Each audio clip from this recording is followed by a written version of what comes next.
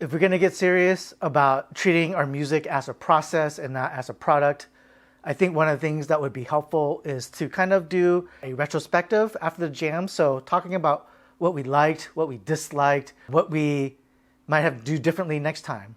I mean, I liked the jam well enough. You know, it was fun. I don't really know what else to say about it. A few of the things that I noticed when I was editing the video is that when I'm actually performing the track, I hear differently than when I'm editing or producing. And so because I hear differently, I make different choices, which is kind of bizarre. But you know, during the jam, I felt like the bass line on the synth was a little bit too empty, and so I turned up the delay on it. But then when I was editing the video and heard the bass line at the beginning, I was like, that's kind of a cool bass line, and I kind of wish I had kept it intact. So it's really interesting to hear that, you know, and I'm not sure if it's me not being present enough in the moment, or maybe I'm just being too judgy, either as a performer or as a producer. I'm not sure which, but it's that kind of dichotomy between how I make decisions based on what I'm doing. And it's also kind of funny because even when I did the variation on it that you're hearing now, jamming on it, I still turned up the delay on the bass on the Moog. So there you go.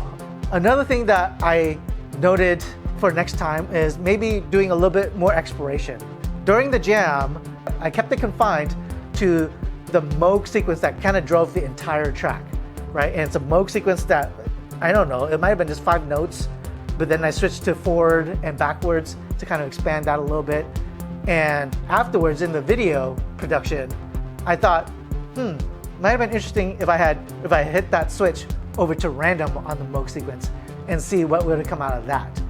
That's what you're hearing in the variation in the background. And so yeah, it would have been another wrinkle to add to the jam. Also, I could have patched in the microvolt. I was using the microvolt as a filter and using the VCA and the overdrive, but the oscillator was coming from the modular, and I could have patched the CD into the microvolt and saw how it went. That's also what you're hearing now in the variation. And so, you know, today I just kind of did a quick little jam. I had these questions, what would have happened? And so I jammed it out in this variation that you're hearing now. So maybe next time I could do it more on the fly and be more cognizant of possibilities. So that's all for now. Another jam in the can, and on to the next one.